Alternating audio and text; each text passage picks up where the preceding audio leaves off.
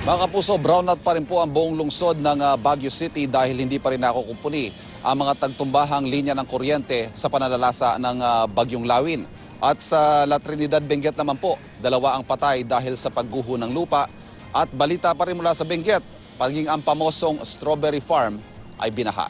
Mula sa Baguio City may live report si Victoria Tulad. Victoria, kumusta dyan? Ivan, sa ngayon ay panakanakang pag-ulam na lamang ang ating nararanasan dito sa Baguio City. Ayon sa lokal na pamahalaan, patuloy pa nilang inaalam ang extent o lawak ng pinsala ng Bagyong Lawin. Malakas na ulan at hangin ang dala ng Bagyong Lawin sa Baguio City hanggang kahapon.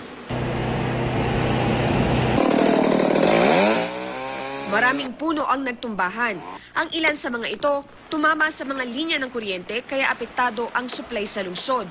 Ilang mga kalsada naman ang isinara habang inaayos ng otoridad gaya ng Leonard Wood Road.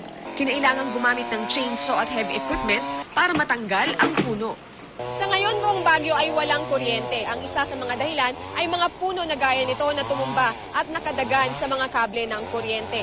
Ayon sa mga tauhan ng Benguet Electric Cooperative, tatanggalin nila yung puno at papalitan ng poste pero hindi ito katiyakan na maibabalik na ang supply dahil sa lawak ng pinsala. Bumagsak din ang mga puno at signage ng mga establishmento sa kalsada. Ayon sa City Disaster Risk Reduction and Management Council, walang naiulat na nasaktan mula sa bagyo. 3 maliliit na landslide raw ang nangyari sa Baguio City pero natanggal na ang mga ito. Wala ring pagbaha. Umabot sa mahigit 1,500 ang mga lumikas. Hindi masyadong malaki, ma'am, dahil naka-ready po kami. Tapos nag-meeting po kami ng pre-disaster risk assessment. Sa La Trinidad, Benguet, kung saan itinaas ang signal number 3, 2 lalaki ang namatay matapos mabaon sa lupa. Natutulog daw ang mga construction worker na sina Edgar Henese at Johnny Borja nang magka-landslide. May gumuhong lupa rin sa Barangay Longlong. Tumumba naman ang ilang poste ng kuryente. Binaha ang strawberry farm kaya maraming tanim ang hindi na mapakikinabangan. Malaki talagang nasira.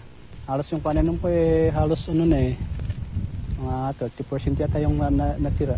Assessment, we are still basing on yung mga reported lang. Baka mag-iikot yung mga department na involved.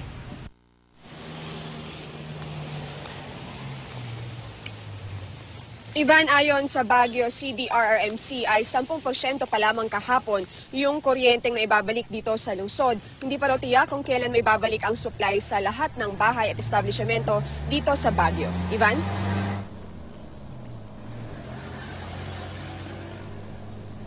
Maraming salamat, Victoria Tulad.